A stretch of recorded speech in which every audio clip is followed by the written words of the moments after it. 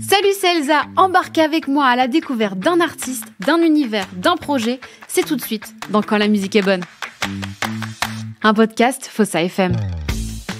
Vous êtes dans Quand la musique est bonne. Aujourd'hui, je reçois Baptiste, fondateur du groupe WeGo. WeGo qui sort son premier album aujourd'hui. Comment vas-tu, Baptiste ? Bonjour Elsa, ça va, super bien et toi ?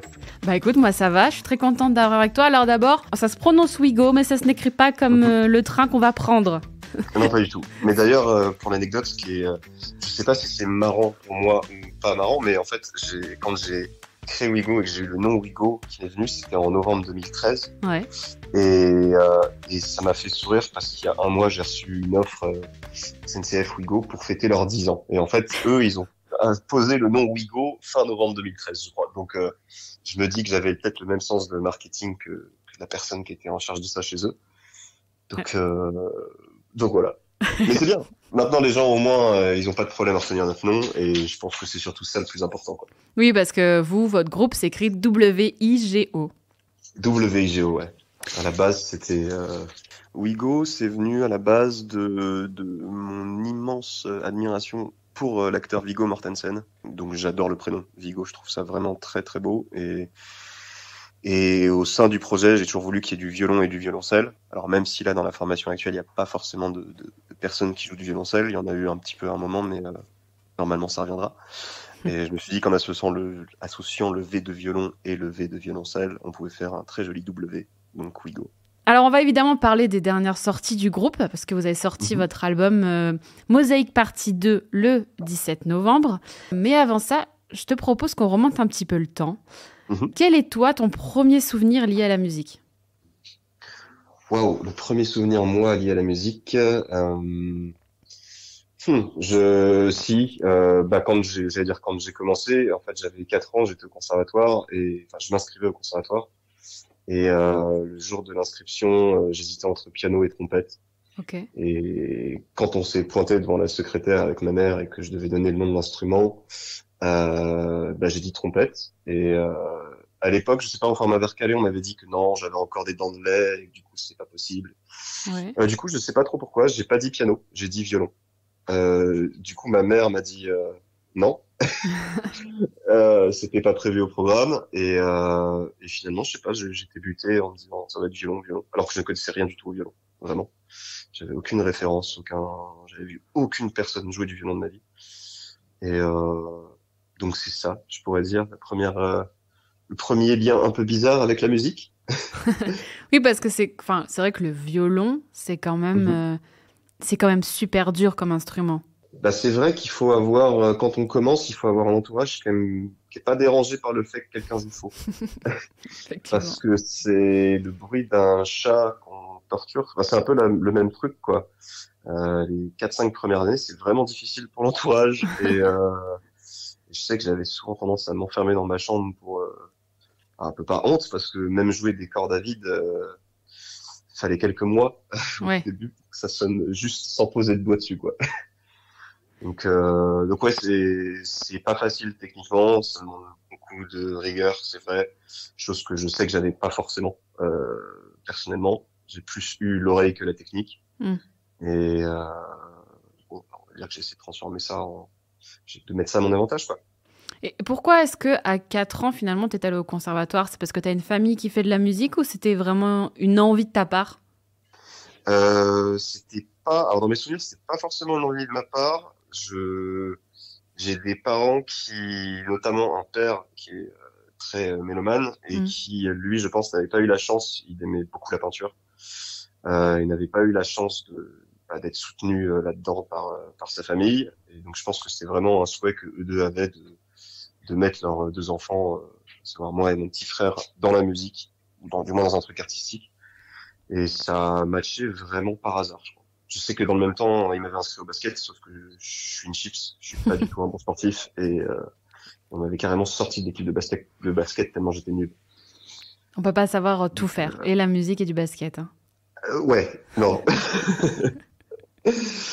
Donc non, c'est plus un souhait de leur part que leur gosse s'émancipe, quoi. Et je trouve ça super chouette. J'invite tout le monde à le faire si ils ont l'occasion. Et du coup, combien de temps de conservatoire il t'a fallu pour que t'en arrives à vraiment ce que soit presque le violon devienne une extension de toi?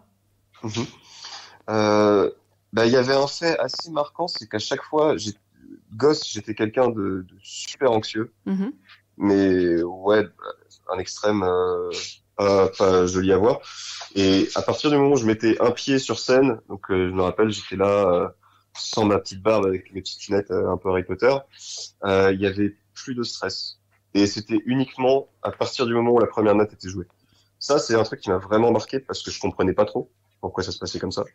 Je pense que ça a été vers mes 14-15 ans.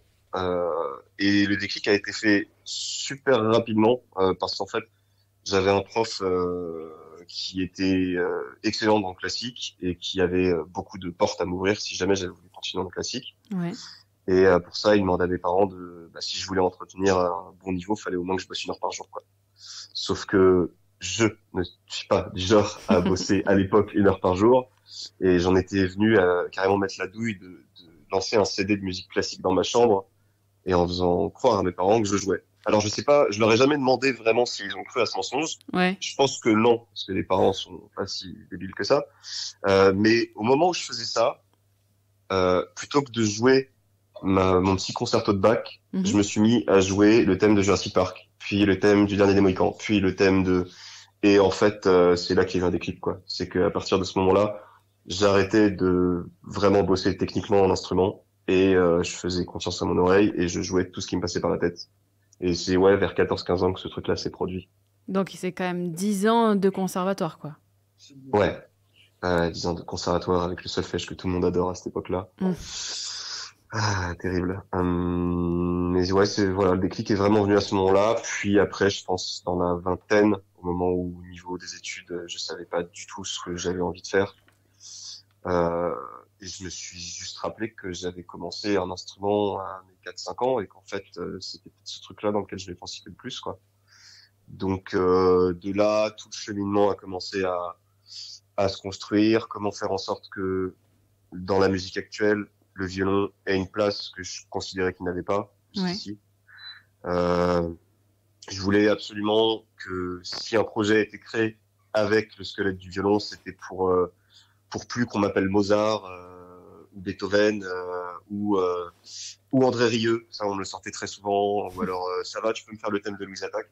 Enfin voilà, je trouvais que la connaissance du public vis-à-vis de l'instrument qu'était le violon était assez restreinte, quoi. Et j'avais juste envie d'essayer de créer une petite ouverture à ce niveau-là pour la curiosité des gens. Et est-ce que tu trouves que ça a changé ? Je trouve que, alors, pas forcément avec le violon, parce que, enfin, il y a peut-être 2-3 violonistes, je pense à Lindsey Sterling au violon qui a mélangé, qui a eu une bonne période où elle faisait du violon et de la dubstep et elle dansait en même temps, donc ça a créé une petite ouverture. Mais pour certains instruments, ouais, je pense, je sais pas, je veux dire trompette, Ibrahim Malouf. On a eu un petit moment clarinette avec Caravan Palace. Il y a quelques groupes, ouais, où des instruments hors guitare, basse, batterie, piano, j'entends, ont pu se faire un petit créneau. Et il y a encore plein de groupes qui en sortent d'ailleurs en ce moment, quoi. Donc, D'ailleurs, tu parles des formations du groupe, qu'on appelle les formations, pour celles et ceux qui ne savent pas, c'est tous les membres du groupe, parce que ceux qui sont actuellement à tes côtés ne l'étaient pas à la création. C'est ça. C'est-à-dire que j'ai la toute première forme du projet, ça a vu le jour de 2013 à 2016. Et donc, c'était ça a été un album. Je sais que pour moi, c'était très important à l'époque d'avoir cet album-là. C'était très personnel, plus qu'un projet de groupe au final. Mais donc, c'était un très bon premier pas dans le milieu de la musique. Et donc, ça s'est terminé. Donc, un album est sorti fin 2016. Et le groupe actuel a vraiment pris forme à partir de 2017. Donc là, la formation qu'il y a actuellement, donc c'est-à-dire Emma au chant, Cyril à la guitare, Maxime à la batterie, eux sont là depuis 2017. Ouais. Et récemment, depuis 1 an et demi, c'est Elliot à la basse. Avant, il y avait d'autres bassistes et maintenant, c'est Elliot, quoi.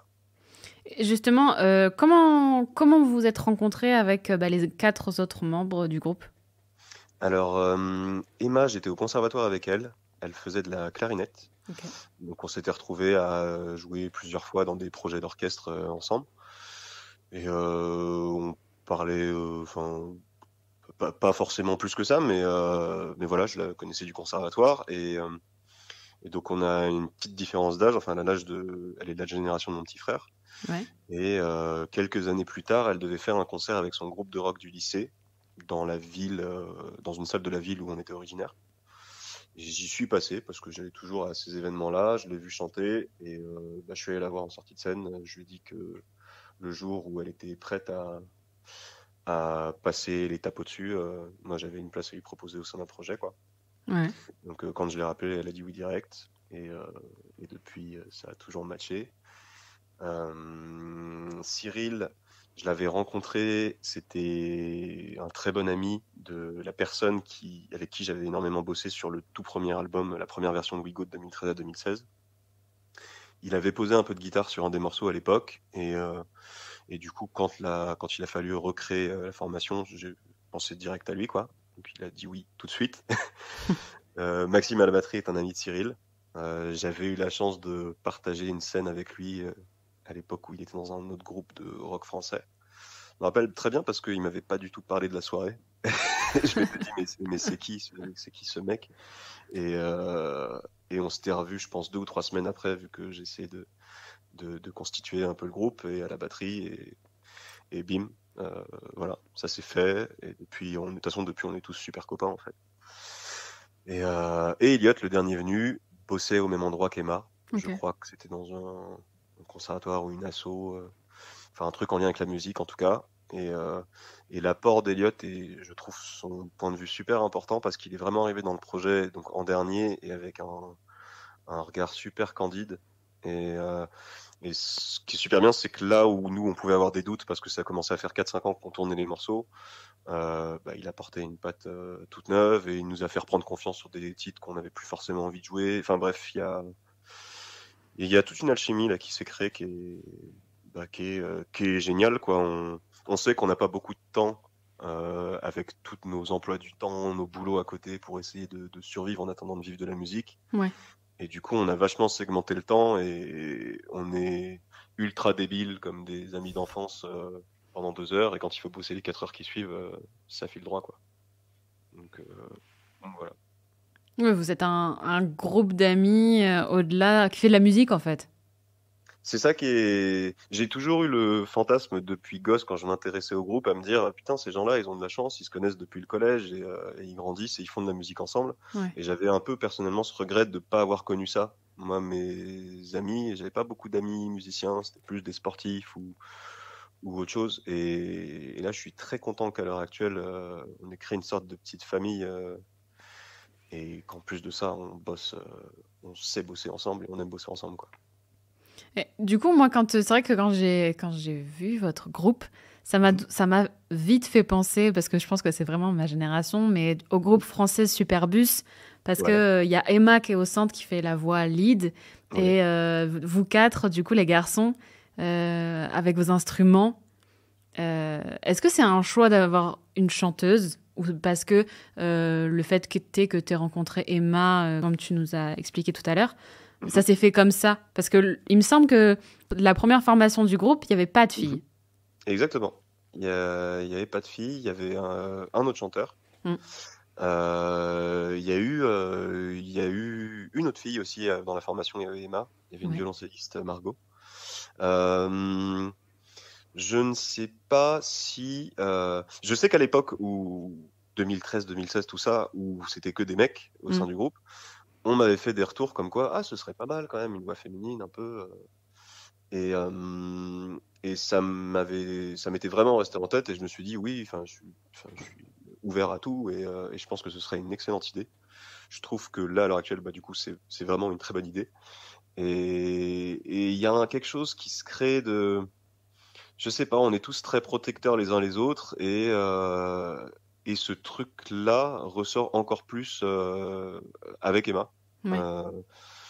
Donc il y a, je sais pas, une grande relation de confiance qui est établie. Et, après, justement, c'est aussi l'essence du projet là qu'on met en place où on a décidé de faire un triple album qui s'appelle Mosaïque. C'est qu'on veut pas forcément s'imposer des codes Et sur la première partie qui est sortie, par exemple, il y a Maxime, le batteur, qui chante sur un morceau. Là, sur la deuxième partie qui vient de sortir, je chante sur un morceau. J'aime la mixité. On essaie de pas se cantonner à des choses toutes faites. Voilà, on essaie de changer. S'il y a des choses qui peuvent changer, elles peuvent changer, on teste. Et puis, si ça marche vraiment pas, on l'enlève. Disons que si on met un peu de côté les 2 chansons dont tu vas nous parler, est-ce qu'on peut dire que finalement le violon, qui est ton instrument, va quelque part, voire très souvent, faire un espèce de duo avec Emma, qui elle est au chant? Complètement. En fait, et c'est là où je pense qu'on va toucher à l'ADN de WeGo, c'est que l'objectif, c'est que tous les concerts, enfin, je suis un mec qui va à beaucoup de concerts. Bon, c'est bien quand on essaie de bosser dans la musique, de voir les autres jouer sur scène. Et il y avait vraiment un truc qui m'a toujours marqué à chaque fois que je suis rentré que ce soit dans une petite salle ou dans un zénith. Souvent, j'ai été aussi très groupie et donc j'arrivais bien en avance. Et il y avait souvent une sorte d'embouteillage en plein centre devant la scène, à l'endroit où le chanteur ou la chanteuse allait être placé pendant le concert, quoi. Et c'est quelque chose que je me suis toujours dit que j'avais pas forcément envie de voir à un concert de WeGo, même si ça serait probablement le cas. Mais j'aime ta pensée que les gens qui viendront nous voir sur scène prendront Cyril à la guitare au même titre que Emma au chant, et qui se rendront compte qu'il a autant à apporter que la personne qui chante. Et je trouve que c'est une image très figée. Alors, je sais pas si c'est très français. Je pense pas. Je pense que c'est très universel à la musique. Mais un public a toujours besoin de se rattacher à une voix. Et j'aimerais bien arrondir les angles à ce niveau-là et montrer que tout le monde est aussi important que tout le monde, quoi. Donc, le côté violon lead et voix lead, oui, parce que je sais que c'est une manière d'amener ça un peu moins brutalement. Donc, comme ça, il y a vraiment un colis de partagé. Et le violon est un peu, très personnellement, je pense, une partie de ma voix que j'ai jamais considéré que j'ai eu moi. Donc ça aide un peu à ce truc-là. Donc voilà. De quel groupe ou de quel soliste tu étais groupie, dis-nous? J'ai eu, alors là, ok, sans filtre. Vas-y. Pendant très longtemps, ça a été un groupe qui s'appelle One Republic. Ce n'est plus le cas maintenant, pour des raisons de production musicale, parce que voilà, j'aimais le style des 2 premiers albums. J'aimais la place qui était accordée à chacun des musiciens, même s'il y avait un lead très marqué. Voilà. Bon, je suis un infini fan de Coldplay. Et après, je suis très musique de film. J'ai parlé de ça parce que tu l'as évoqué. Hein. Ouais. Mais parce que musique de film, justement, c'est peut-être aussi ça en live quand on va voir un grand orchestre. Bah, il n'y a pas forcément de lead qu'on a envie de regarder, quoi. Il y a des morceaux, si on prend j'avais eu la chance de voir Ennio Morricone peu avant qu'il décède. Et il y a des passages, des solistes, et c'est propre à un orchestre. Et du coup, l'auditeur se focus pas que sur un élément, quoi. Il se focus sur un élément de la voix à tel moment du morceau. Mais c'est pas pendant la globalité du concert, et c'est ça que j'aime bien, quoi.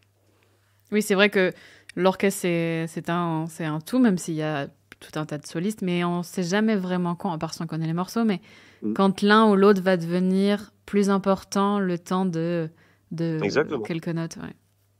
Exactement.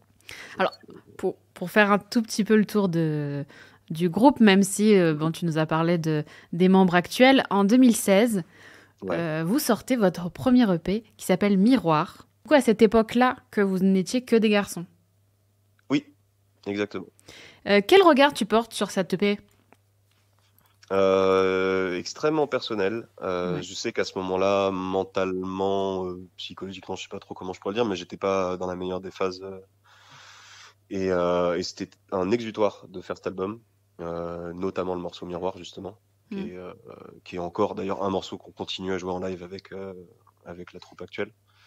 Parce que ça a vraiment une histoire, c'est beaucoup d'émotions condensées en 4 minutes. Mais voilà, cet album-là était quelque chose, je pense, de très très très personnel qui avait besoin de sortir. C'était vraiment une urgence pour moi, et peut-être parce que j'étais encore très candide sur le monde, sur ce que c'est que l'industrie de la musique, sur tout ça. Et je savais même pas ce que c'était que de faire un album, en fait. Enfin, vraiment. C'est ça qui est peut-être complètement paradoxal, mais quand j'avais du Coldplay sur mon MP3 en troisième, j'étais tellement nul en musique actuelle que je pensais qu'ils étaient trois à chanter, quoi. Ouais. Vraiment, c'est pour dire il y a eu un gap en très peu de temps, alors que je fais de la musique depuis que j'avais 5 ans, quoi. Donc il y a eu un gap sur les musiques actuelles dans un très court laps de temps. Et je pense que c'est le reflet de ce premier projet Miroir qui est sorti en 2016. Ouais. Et du coup, comment les membres actuels, parce que tu disais que par exemple vous jouiez encore Miroir, comment est-ce que les membres actuels se sont appropriés finalement des musiques, en tout cas qui fait partie de l'histoire du groupe, mais qui leur appartenaient pas parce qu'ils n'avaient pas contribué à les faire? Ça, je pense que c'est un gros travail qu'ils ont tous dû faire. Je sais que par exemple, si je prends, il y a un morceau de cet album-là qui s'appelle Become the Night, par exemple. À l'époque, Emma était déjà venue nous voir jouer. Donc à cette époque-là où même elle n'avait pas idée qu'un jour elle serait dans le groupe. Et quand on a dû se mettre à bosser ce morceau parce que on le trouvait juste trop bien, Emma était pas super à l'aise avec l'idée de reprendre un morceau qu'elle n'avait pas l'impression du tout d'avoir composé, quoi. Ouais. Et elle avait vraiment l'impression qu'elle chanterait pas aussi bien que la voix originale. Et c'est peut-être ça finalement maintenant notre force, c'est que il y a plusieurs degrés de lecture dans la musique qu'on compose et on n'a jamais chacun la même histoire, la même vision d'un morceau qu'on fait tous les 5. Ouais. Et je pense que ça, c'est un atout qu'on met au même niveau que Saint-Exupéry qui écrit Le Petit Prince, c'est qu'il y a plein de degrés différents de lecture. C'est-à-dire que sur des morceaux plus récents qu'on a composés là, nous tous les 5, je prends Novembre par exemple, sur la partie 1, Cyril est venu avec une idée. Il avait composé quasiment tout le morceau, toute la structure, toute l'ambiance guitare un peu tristoun, tout ça venait de lui. Moi, il y avait un film qui m'avait marqué, Cette vie avec Will Smith, où dans l'histoire, ce personnage, il vient de demander en mariage sa femme et il cause un accident de voiture parce qu'il regarde son téléphone au volant et il tue cette personne. Et donc, on a mélangé vraiment tout un paquet d'histoires où finalement, Novembre maintenant est l'histoire d'une personne qui cherche un peu la rédemption parce qu'il a causé un accident et qu'il a perdu la personne qu'il aimait d'ailleurs dans l'accident. Et chacun, même Elliot, là que je vois pas très loin de moi d'ailleurs, lui qui a eu des idées, je veux dire des idées reçues, des morceaux du sens qu'on leur avait donné. Ouais. Il y a certains morceaux, par exemple, lui qui est très fan du rock des 70-80, il a l'impression qu'on est parti d'inspiration de ce genre de truc, alors que pas du tout, pas forcément. Donc ça laisse chacun, il voit l'histoire un peu qu'il a envie d'y voir, et c'est ça qu'on essaie de retransmettre aussi aux gens qui viennent nous voir, c'est qu'ils peuvent s'imaginer n'importe quelle histoire, quoi. C'est aussi un peu ça, je pense, la magie de la musique. Et tu le prouves finalement à l'image d'un public dans une même salle, même si on prend qu'un premier rang, chaque personne va vivre différemment, va comprendre différemment une musique. Et donc du coup, forcément, au sein d'un même groupe aussi. Et c'est peut-être ça aussi qui fait que chacun arrive, en tout cas, à y apporter sa touche un peu perso. Complètement. Mais vraiment, c'est ça. C'est-à-dire que en live, on sait très bien que certaines personnes qui aimeraient, je vais dire un morceau au hasard, le single SLV qu'on a sorti en guise de premier morceau pour la partie 2, je sais qu'il y a des gens qui écoutent WeGo qui vont pas forcément l'apprécier. Ouais. Le single qui est sorti là, il y a 3 semaines maintenant, Arès, ces gens-là qui n'avaient peut-être pas forcément accroché sur le premier vont accrocher sur le deuxième et réciproquement. Mais le but justement, c'est que chacun y trouve son compte. Enfin, c'est qu'il y ait au moins autant que nous, on est éparpillés dans tous les styles musicaux qu'on aime. Les gens perçoivent ça exactement de la même manière et se rattachent à ce qui leur parle le plus, quoi. De toute façon, on ne pourra jamais satisfaire tout le monde, on le sait. On ne pourra jamais plaire à tout le monde. Ce serait plaire à n'importe qui. Voilà. Et voilà. Du coup, je continue mon petit chemin en date. Yes. En 2021, alors vous faites plusieurs dates en première partie du trio L.I.J. Exactement. Est-ce que c'est un exercice compliqué, les premières parties ? Alors, c'était la première fois qu'on avait à faire des premières parties. Et je dirais même il y avait beaucoup de premières fois dans cette petite tournée. C'était la première fois qu'on faisait des premières parties, c'était la première fois qu'on jouait et que même, je pense qu'on avait un peu la chance de jouer, c'était en sortie de Covid. Ouais. Donc il n'y avait pas encore beaucoup de groupes qui jouaient à l'époque. C'était la première fois aussi qu'on jouait dans des salles immenses, genre Olympia, des choses comme ça. Ouais. Donc vraiment, ça a été un mois fou. Et je pense que ce qui était le plus compliqué, c'était de jouer devant des gens qui étaient assis avec des masques. Ouais. Parce qu'à cette époque-là, les gens ne pouvaient pas encore être debout. Mm. Et donc, quand tu arrives, les personnes c'est le premier moment de liberté qu'elles ont depuis 1 an d'assister à un concert. Elles sont assises, masquées, elles viennent voir, elles ont pris leur ticket pour un groupe. Et nous, on se pointe en première partie, donc personne ne nous connaît. Je pense que c'est la définition de challenge. Ouais. Voilà. Donc c'était complètement ça. Et la première date, c'était à Lille et il a fallu 30 secondes sur le premier morceau pour que tout le monde soit debout. Et on s'est dit, ok, c'est parti. Mais il paraît que le public lillois, enfin en tout cas du Nord, est plus chaleureux que le reste de la France. Est-ce que toi, tu t'en es rendu compte? Est-ce que vous vous en êtes rendu compte? Et ouais, je suis désolé aux auditeurs de la France entière qui ne sont pas du Nord, mais oui, effectivement, dans le Nord, ça envoie à niveau ambiance. Va falloir progresser ailleurs. Non, ailleurs aussi c'est bien, mais c'est vrai que ouais, le Nord, c'est. On nous en avait parlé avant voilà, quand on y était, on a compris quoi. Voilà, le Nord de la France, ça hurle, ça hurle très vite. Ouais, puis finalement, c'était comme tu disais qu'on sortait de Covid, tout ça, c'était la meilleure des manières pour vous mettre dans le bain et vous donner toute confiance pour les dates qui suivaient ensuite. Ouais, complètement. Puis ouais, de toute façon, ça allait après. Donc on sillonnait un petit peu la France. On avait fait Lille, Lyon, Rouen, Rennes. Je sais plus quoi d'autre, mais je sais que finir par l'Olympia, du coup, c'était un peu une sorte de consécration, quoi. C'est cette salle-là, cette date-là qui vous a le plus marqué? Je pense que oui, globalement. Je pense qu'au nom de tout le monde, je peux dire que ouais, l'Olympia, c'est quand même quelque chose. C'est un peu, pour n'importe quel musicien, le mot Olympia, c'est un peu comme la Sorbonne si on va dans un pays à l'étranger, quoi. Ouais. Et donc juste pour ça, c'est un symbole. Et puis se réveiller un matin et voir son nom écrit en lettres rouges sur la façade du truc, ouais, c'est un peu barjot, quoi. Oui, c'est vrai que l'Olympia, dans le monde de la musique, même dans le monde du spectacle en général, de toute façon, donc, peu importe qu'on soit musicien, humoriste ou autre chose, c'est vrai que c'est un peu ce Graal qui, d'année en année et de décennie en décennie, reste encore. Est-ce que on vit différemment le fait de faire un Olympia, qu'on le fasse en première partie ou pas? On se fera une interview et je pourrais en reparler quand on fera notre Olympia en tête d'affiche. Ouais, mais toi qui l'as vécu du coup dans le même contexte, je veux dire, de première partie, qu'est-ce qui se passe dans votre tête quand vous faites justement cette salle mythique? Ce qui nous passe par la tête, c'est déjà, c'est grand. C'est grand et je pense que le stress, c'est plus compliqué à gérer, pas forcément parce que c'est l'Olympia, parce que c'est des gens qui nous connaissent pas. Donc en fait, les gens vont rester sur leur siège ou alors vont aller se prendre une bière. Techniquement, ils vont pas partir de la salle parce qu'ils ont payé leur place pour le concert qui vient ensuite. Mais du coup, faut chauffer la salle en fait. Du coup, c'est vraiment deux exercices différents que de faire des premières parties où notre but premier, c'est de, on va dire, chauffer la salle. Oui. Et au mieux du mieux, faire kiffer les gens sur la musique qu'on fait. Alors que les concerts où c'est, j'allais dire que nous, ou du moins nous en tête d'affiche, c'est des gens qui commencent à nous connaître, c'est des gens qui parfois commencent à chanter nos chansons en live. C'est arrivé quelques fois et j'avoue que ça, c'est pépite, on s'en rappelle. Et puis c'est des personnes qui ramènent. Je sais que par exemple un des concerts qu'on a fait un peu plus tôt dans l'année, Elliot a ramené son entourage proche. Ouais.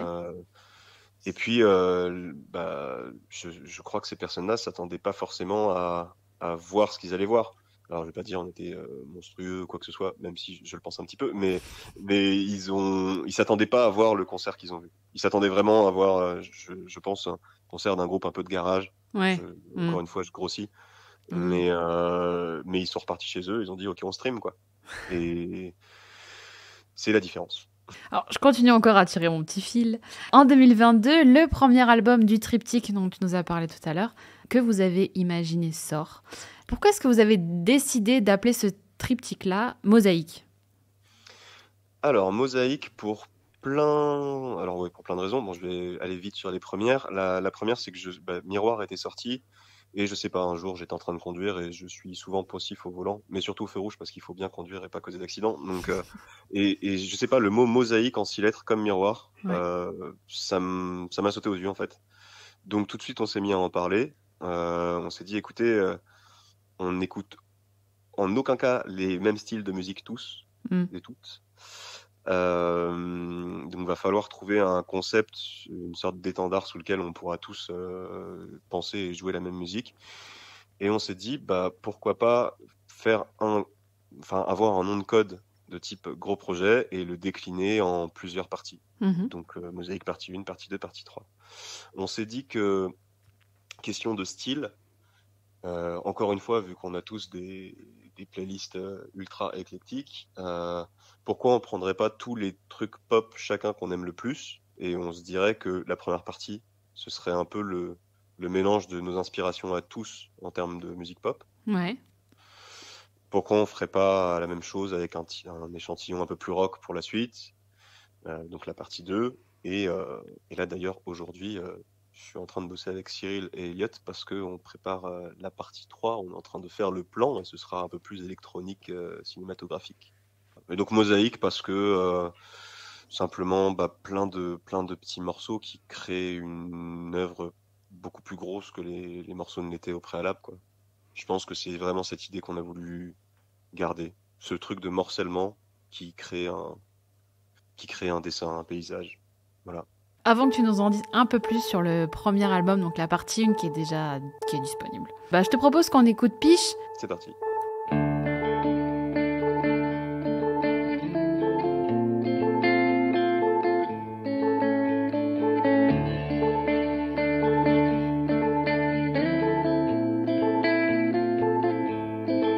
I've learned to wait for my night to rain right upon all my nights. A chronic blonde don't turn a dream but a bumblebee. Your dangeries, your action, that's not whom I wanted to love.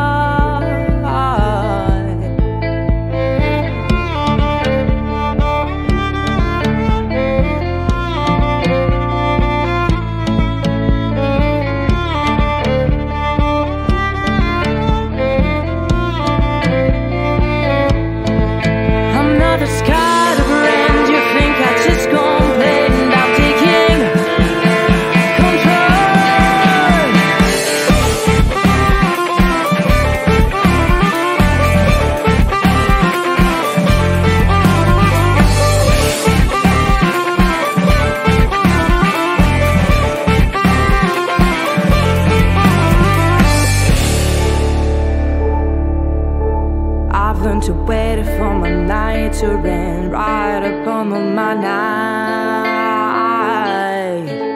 A crown of blood that don't turn a dream but a bumblebee. So if you come in my kingdom, you just don't forget the condom.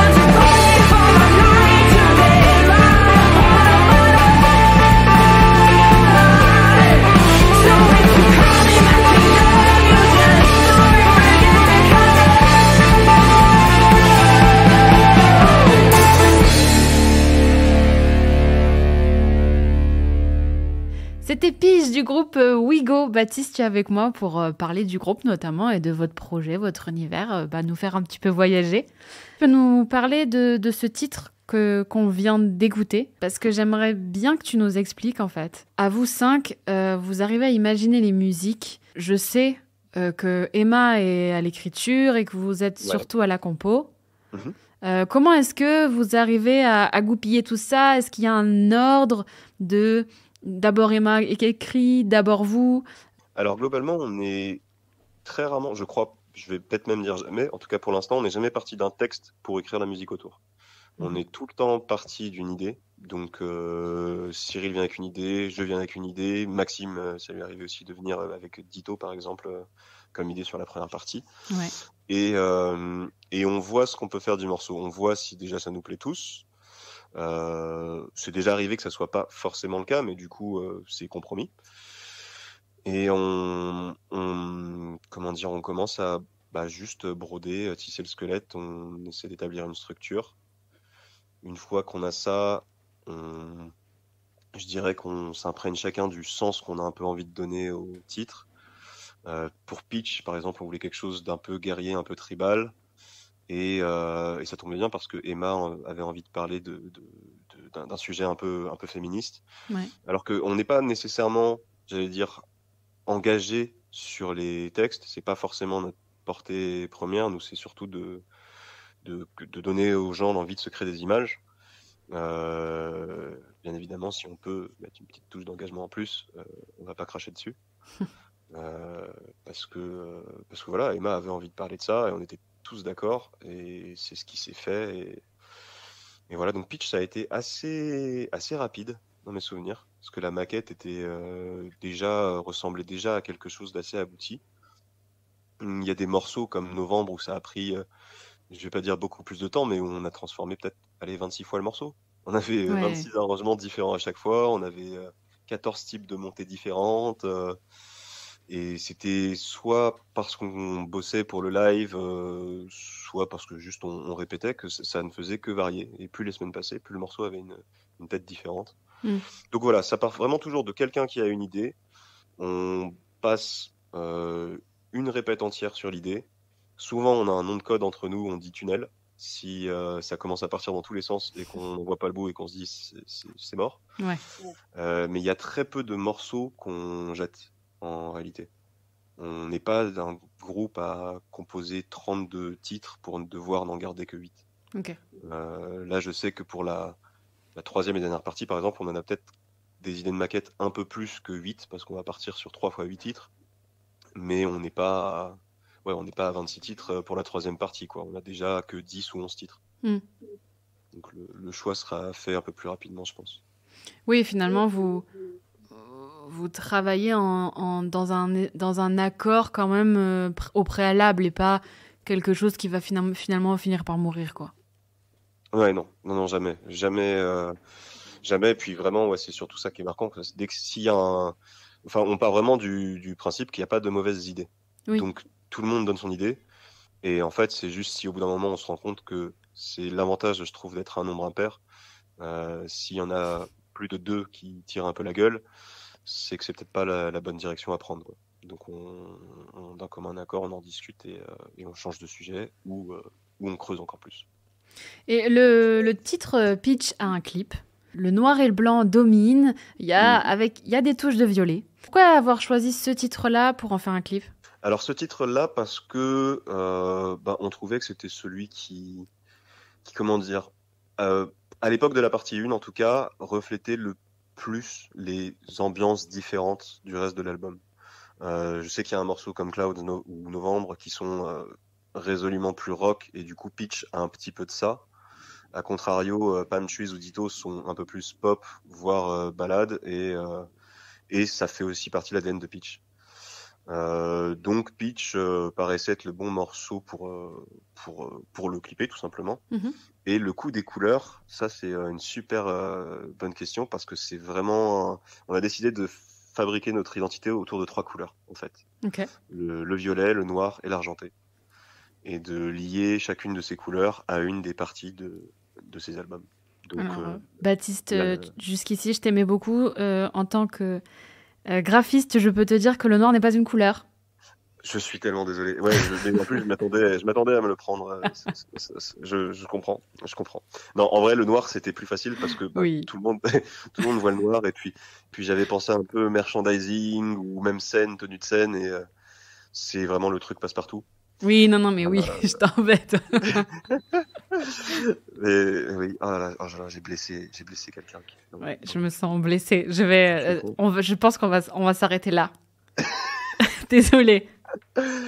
Et voilà, donc bon, il nous fallait une petite couleur. Donc le violet, c'était la jolie couleur. Et l'argenté, ça s'est fait vraiment, j'allais dire, sur un coup du sort. Je cherchais un violon électrique, un nouveau type de violon électrique, et je suis tombé sur une personne qui m'a créé un peu sur mesure un violon électrique argenté. C'est génial.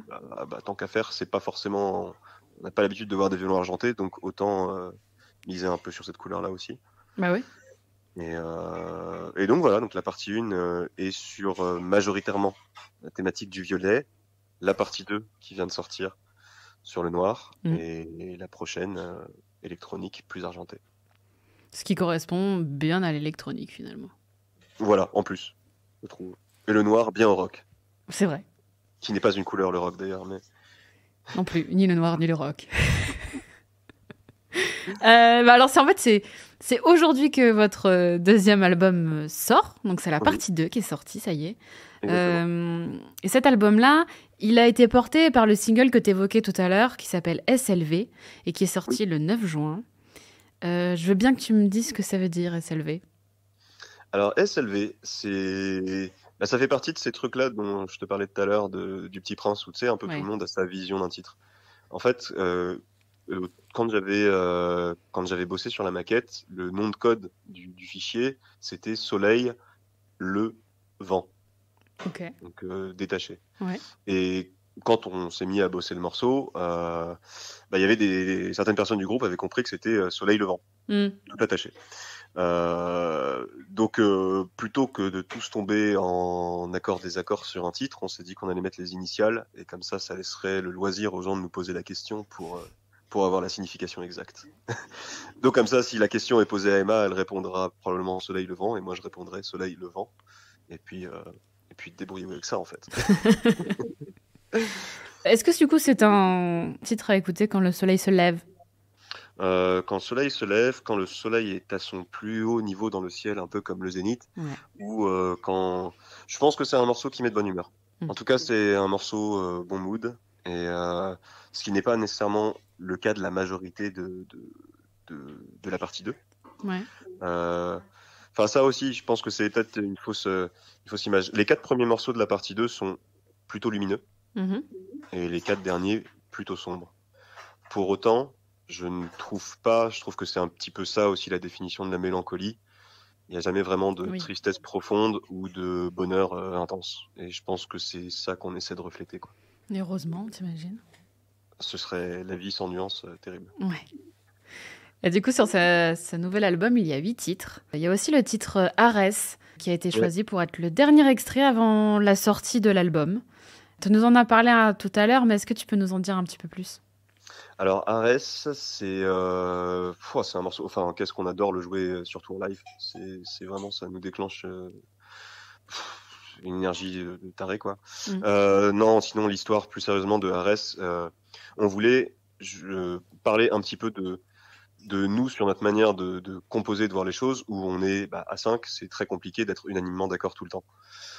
Et l'histoire d'Arès, on peut la juxtaposer à plein d'événements, que ce soit un débat télé où il y a 2 chroniqueurs qui s'entendent pas, que nous, l'image un peu de champ de bataille où il y a 2 armées qui s'affrontent, où les 2 entités s'envoient joute sur joute, et pour au final, vers les 3/4 du morceau, se rendre compte qu'ils voyaient juste pas le problème sous le même prisme, et que tout le monde peut avoir un point de vue différent et juste mal l'exprimer. Les gens peuvent être d'accord malgré ça, ou en désaccord aussi, mais l'intérêt est juste d'en parler, en fait. Et donc Arès résume ça, je pense. Donc on a parlé des 2 titres qui sont sortis avant la sortie aujourd'hui. Maintenant que l'album est sorti et que les gens peuvent aller l'écouter, si toi tu devais choisir un titre que tu aimes plus aujourd'hui, que peut-être demain tu aimeras peut-être pas autant, ce serait lequel? Très compliqué, parce que ça voudrait dire que... en fait, quand on compose quelque chose, et c'est aussi pour ça que je te disais tout à l'heure, si on compose 8 morceaux, on garde les 8 et on n'en jette pas, Ouais. c'est que, alors surtout moi, j'écoute énormément le truc en boucle. Mais je l'écoute en boucle à m'en faire saigner les oreilles pour me demander si jamais une carrière dans la musique fonctionne un jour, est-ce que dans 20 ans, jouer sur scène, ça me fera chier. Ouais. Et donc j'aurais du mal à répondre à un morceau que j'aime maintenant, que j'aimerais moins plus tard. En tout cas, un morceau que je conseillerais aux gens là sur l'album qui vient de sortir, si ces personnes-là ont déjà entendu SLV, ont déjà entendu RS, ils entendront prochainement un morceau qui s'appelle Why You Waiting. Ouais. Mais du coup, je pense que je dirais le morceau Rift. Je pense que c'est celui qui a l'identité la plus marquée de cet album-là. Et quel endroit serait le plus approprié pour écouter Mosaïque partie 2? Quel endroit serait le plus approprié pour écouter Mosaïque partie 2? Ah là là là. J'entends, parce que j'ai mes compagnons là qui sont pas très loin là. C'est pour ça que j'ai répété la question. Et il y en a un qui a dit la route. Moi, je sais que ce serait un paysage. Ouais. Trouver un spot en haut d'une montagne, chose que j'aime bien. Enfin, c'est un truc que j'aime bien personnellement faire.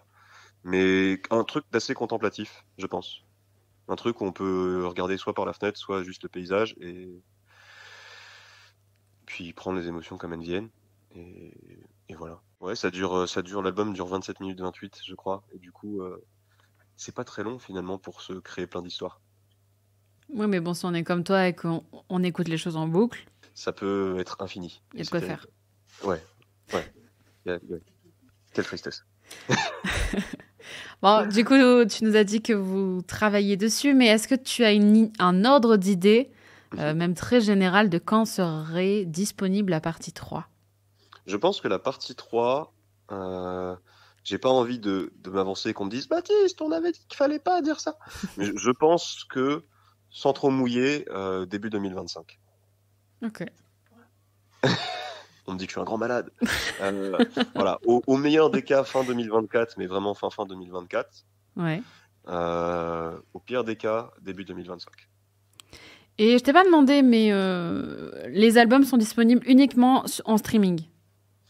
Et bah justement, alors pour l'instant, ils sont disponibles en streaming parce que ce qu'on aimerait bien faire, et ça aussi, est-ce qu'on va me striker, on va me dire Baptiste, tu n'aurais jamais dû dire ça.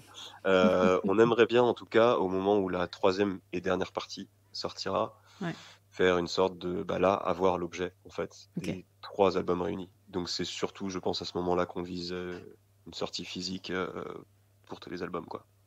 Ouais, un genre de triple album qui finalement réunira tout Mosaïque. Exactement. Avec des vinyles, plein de trucs. C'est génial, rien de mieux que le vinyle. Il paraît. J'en ai pas. C'est que là, il y en a qui me jugent, mais oui, apparemment, le vinyle, c'est bien. En tout cas, je trouve que c'est un bel objet. Oui. Et je trouve qu'avec toutes les pochettes qu'on a, enfin, la partie visuelle qu'on a essayé de mettre en place sur Mosaïque, je trouve que ça correspond de ouf avec le vinyle. Donc, j'ai hâte de voir le résultat, quoi. J'aime bien terminer comme ça cette interview, parce que toute bonne chose a une fin. Qu'est-ce que toi, tu dirais au petit Baptiste qui a 4 ans et qui commence à peine le violon? Ce que je pense, je lui dirais ce que je me dis encore maintenant, persévère. Sauf qu'à l'époque, j'aurais été incapable de donner la définition de persévérance. Mais je sais qu'en me rendant compte maintenant, par exemple, Ouigo aurait très bien pu s'arrêter fin 2016. Et si ça avait été le cas, je sais qu'en début de vingtaine, je m'étais promis de jouer à l'Olympia avant 30 ans. Et si j'avais arrêté ça en 2016, j'aurais pas joué à l'Olympia une semaine avant d'avoir 30 ans. Donc, ouais, persévérance. Et même si y a plein d'étapes qui sont compliquées, même si, surtout la musique, financièrement, c'est très, très compliqué. Faut y croire et se donner les moyens d'y croire, quoi. Donc, ouais, persévérance. Merci Baptiste d'avoir été à mes côtés pour un nouveau Quand la musique est bonne. Merci beaucoup à toi. J'ai trouvé ça super. Toutes les questions étaient super intéressantes et c'était un plaisir de te parler et d'y répondre. Merci en tout cas de nous avoir fait partager un peu le groupe Ouigo de ses débuts à aujourd'hui jusqu'à demain avec un grand D, parce que pour la partie 3 de Mosaïque, on se donne rendez-vous d'ailleurs pour cette partie 3, donc allez, on va t'accorder une petite marge en 2025. C'est gentil. Je vais pas avoir de problème avec la direction. Non. N'hésitez pas à aller redécouvrir ce groupe sur toutes les plateformes, notamment avec la partie 2 qui est sortie aujourd'hui. Je te propose qu'on se quitte d'ailleurs avec un titre de cette partie 2, mais je te laisse même la choisir. Allez, Arès, parce que c'est trop bien, Arès. Voilà, on écoute Arès. Merci beaucoup, Baptiste. Merci à toi.